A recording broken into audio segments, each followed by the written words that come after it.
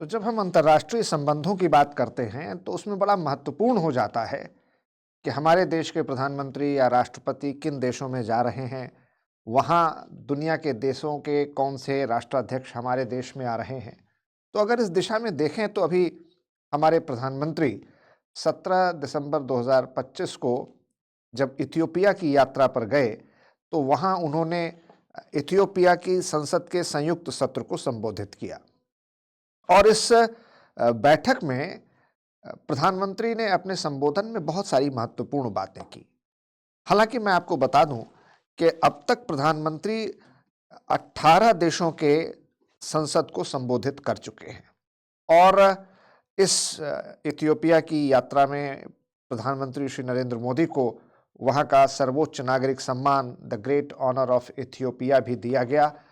अब एक बात और बड़ी महत्वपूर्ण बात यह है कि इथियोपिया में भारतीय जो कंपनीज हैं वो सबसे ज़्यादा इन्वेस्टमेंट करने वाली कंपनीज हैं और लार्जेस्ट इन्वेस्टमेंट कंपनीज के तौर पर भारतीय कंपनियों ने वहां न सिर्फ तीव्र आर्थिक व्यवस्था और गति को जन्म दिया है, बल्कि वहां पर 75,000 से ज़्यादा लोगों को रोजगार भी उपलब्ध कराया है। अगर आप देखें तो प्रधानमंत्री ने अपने संसद के उद्बोधन में ये कहा कि हम अपने इथियोपिया और भारत के रिश्तों को जो बायलेटरल रिलेशनशिप है उसको स्ट्रैटेजिक पार्टनरशिप में बदलना चाहते हैं। ये बड़ी महत्वपूर्ण बात है।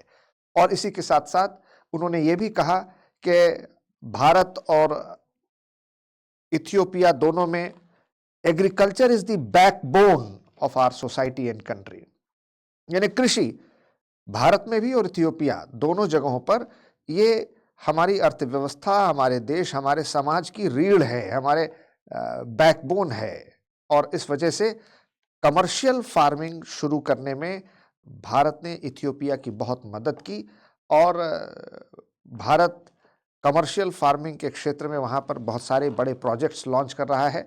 इसी के साथ साथ अगर आप देखें तो कमर्शियल फार्मिंग और पीपल टू पीपल कॉन्टैक्ट, साथ ही व्यापार, food production, agriculture, commercial agriculture, data centers, health sector, pharmaceutical industry, digital platforms, इन सब में अपार संभावनाएं हैं जिसमें भारत और इथियोपिया मिलकर के बहुत महत्वपूर्ण काम कर सकते हैं। और इसलिए प्रधानमंत्री ने यह भी कहा, working together and achieving together.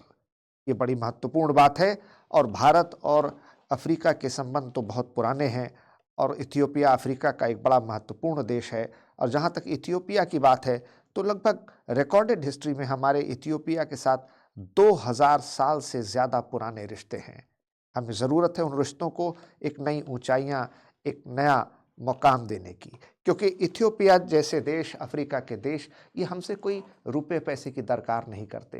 ये हमसे सिर्फ प्यार, मोहब्बत, मान सम्मान और सहयोग चाहते हैं, जिसे और आगे बढ़ाने की ज़रूरत है। और भारत अगर ग्लोबल साउथ का लीडर बनना चाहता है, जो कि है भी, तो उसको अपनी इन वैश्विक मान्यताओं को और आगे जाकर देखना, सोचना और समझना पड़ेगा।